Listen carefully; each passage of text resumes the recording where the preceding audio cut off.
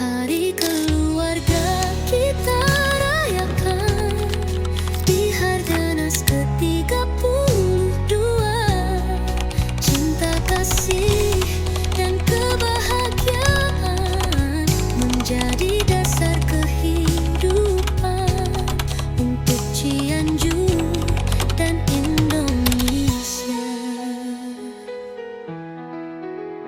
Saya ke acara panggilan nambihan salah sawios temana tentang stunting kene. Nah tadi kan udah dibahasnya Ibu Ati panggilan terkait cara pencegahan dan penyebab terjadinya stunting. Nah itu ada beberapa intervensi spesifiknya. Jadi secara garis besarnya yang harus diketahui itu ada A, B, C, D, E. A, B, C, D, E di sini bukan hanya aja, tetapi dia mempunyai arti yang sangat penting. A-nya di sini itu adalah aktif minum tablet tambah darah. Tadi dari sebelum menikah, nanti juga hamil juga.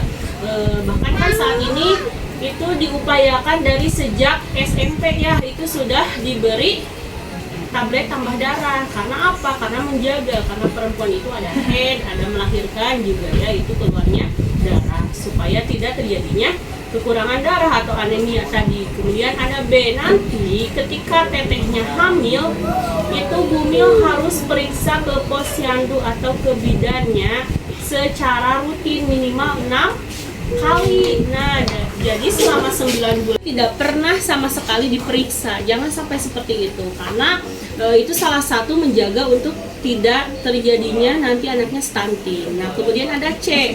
C-nya cukupi makanan protein yang mengandung protein dan hewani. Jadi lauk pauknya, sayurannya itu harus tercukupi. Kemudian D-nya datang ke posyandu. Nanti setelah melahirkan juga itu harus tetap rutin datang ke posyandu. Dari kan ada istilah 1000 HPK. Ada yang tahu 1000 HPK? Nah, 1000 HPK itu 1000 hari pertama kehidupan. 1000 hari pertama kehidupan itu dimulai dari sejak 0 bulan dalam kandungan. Jadi saat hari pertama hamil itu sudah termasuk ke dalam 1000 HPK. Jadi 9 bulan di dalam kandungan itu terdiri dari 270 hari. Kemudian sisanya 730 itu dari pas lahir sampai dengan usia 2 tahun. Itu harus benar-benar dijaga ya.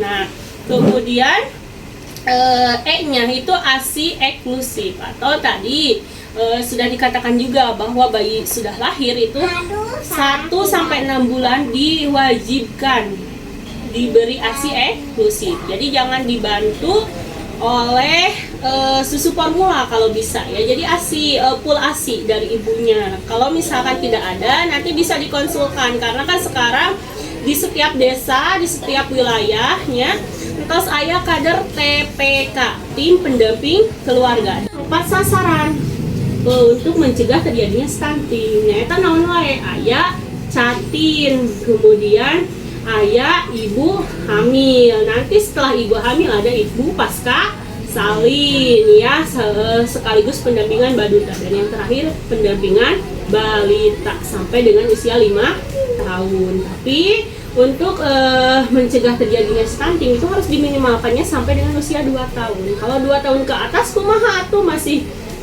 rentan tidak? Masih, hanya saja tidak terlalu. Karena kalau misalkan sudah terjaga dari sejak 2 tahun itu sudah aman.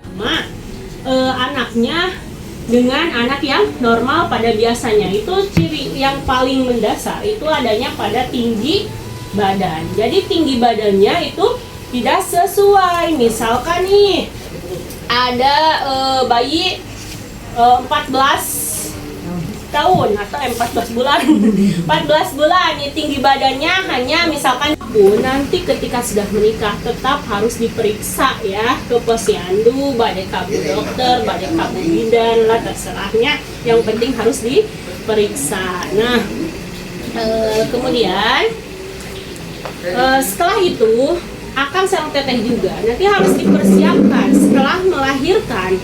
atau misalkan setelah menikah itu mempersiapkan mau punya anak berapa, itu harus dipersiapkan ya dari sekarang. Misalkan nih saya mau udah menikah mau keluarga berencana, itu 2 anak lebih sehat. Cuman kalau misalkan Abi mah yang tilu udah mangga wae, yang penting ibunya sehat dan bisa menjaga atau menjaga jarak kelahirannya. Ada 4T. 4T itu 4 terlalu. Yang pertama itu jangan terlalu muda. Yang kedua itu jangan terlalu dekat. Yang ketiga itu jangan terlalu banyak, dan yang keempat itu jangan terlalu tua. Nah, terlalu muda di sini berarti misalkan nih usia 15 tahun udah hamil ya. Nah, makanya kalau misalkan ada yang menikah di bawah 15 tahun itu disarankan untuk ber-KB terlebih dahulu. Bukan tidak boleh ya, boleh saja, hanya takutnya ya nanti pas melahirkan anaknya stunting teh, karena kan 15 tahun itu belum apa ya, belum matang lah pikirannya gitunya. Misalkan 15 bisa diayuni isi nanti juga kan sebelum melahirkan atau sedang hamil nanti diperjelas ya alat-alat kontrasepsinya. Kemudian yang kedua itu ada implan. Kalau implan itu dipasangnya di tangan ya. Nah, itu biasanya kayak korek kuping tapi lembut ya. Implan itu 2 biji nanti dipasangnya di tangan. Hanya saja kalau implan itu ada efek sampingnya. Kadang pertama tidak head. Yang kedua nanti kadang berat, kalau tidak head kan darahnya tidak keluar, jadi berat badannya itu naiknya jadi gendut. Nah, kalau implan itu sama dengan pagi, jangan sampai misalkan nih kelupaan minum pil KB, kemudian si AA-nya pengen berhubungan. Nah, itu bisa jadi sebelum berhubungan makan pil KB, karena pil KB-nya belum bereaksi, maka nanti itu bisa terjadi kehamilan meskipun minum pil KB ya. Kemudian yang keduanya ada suntik KB. Suntik KB itu berbagai macam. Ada yang 1 bulan sekali, ada yang 3 bulan sekali. Nah, itu tergantung daripada keinginannya ya. Kemudian ada kondom tadi ya. Kondom biasanya digunakan oleh si AA-nya ya. Cuman kan kalau misalkan pakai kondom ya biasa kan, atau misalkan ya harus dipersiapkan sebanyak mungkin, karena mungkin ya bisa tiap hari pengen nanti si AA-nya, bisa sebagainya ya batuk si AA. Nah gitu, jadi harus dipersiapkan secara matang ya. Kemudian ada mal ya, mal teh metode aminore laktasi. Jadi selama 6 bulan itu kan mengasihi ASI laktasi TH-nya atau ASI eksklusif TH. Nah, itu tidak di KB, itu boleh saja, hanya saja harus bisa mengetahui jarak kesuburannya dengan menggunakan kalendernya. Ayah kalender, misalkan nih masa subur itu setelah misalkan saya menstruasi atau head, itu biasanya 1 minggu setelah menstruasi.